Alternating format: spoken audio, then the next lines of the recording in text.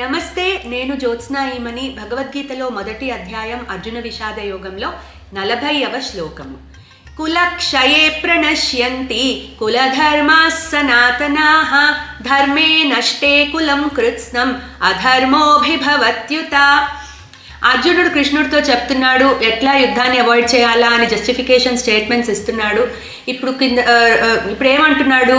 కులక్షయే ప్రణశ్యంతి కులధర్మా సనాతనాః అంటే ఈ యుద్ధం కనుక జరిగితే కులక్షయం అవుతుంది. కులము అంటే ఇక్కడ వంశము అని.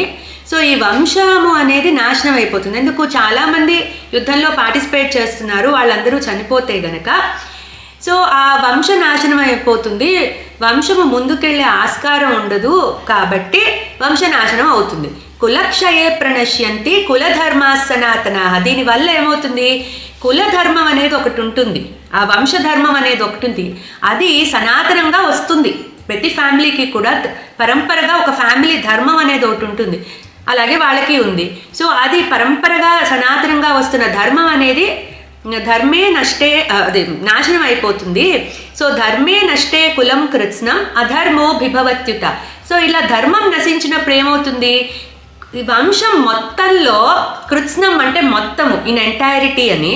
సో కులం వంశం మొత్తంలో కూడా అధర్మము పాకిపోతుంది. అధర్మం పాకిపోయి ఏమవుతుంది అనేది నెక్స్ట్ శ్లోకంలో చెప్తాడు. సో అసలు ఎంత దూరం ఆలోచిస్తున్నాడో అర్జునుడు. మనము యుద్ధంలో ఉన్నాడు, యుద్ధం జరిగితే ఏంటి అనే కాన్సిక్వెన్సెస్ ఎంత దూరం ఆలోచిస్తున్నాడో మనం చూడొచ్చు.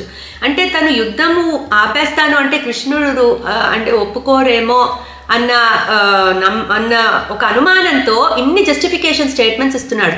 ఎప్పుడో ధర్మం నష్టం అవుతుందిట, కులం నాశనం అవుతుందిట, అందుకని ఇప్పుడు యుద్ధం అవాయిడ్ చేద్దామనే స్టేట్మెంట్ ఇవ్వడానికి రెడీ అవుతున్నాడు అర్జునుడు.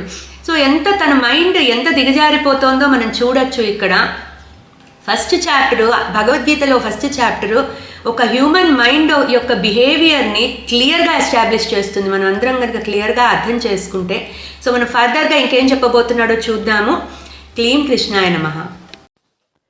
పాంచజన్యం అకాడమీ నిర్వహించే ఎస్ఎల్పి, బీవైసి, జిఎస్ఎస్ ప్రోగ్రామ్స్ ద్వారా మీ పిల్లలకు భగవద్గీత శ్లోకాలు, వాటి అర్థాలు నేర్పించండి.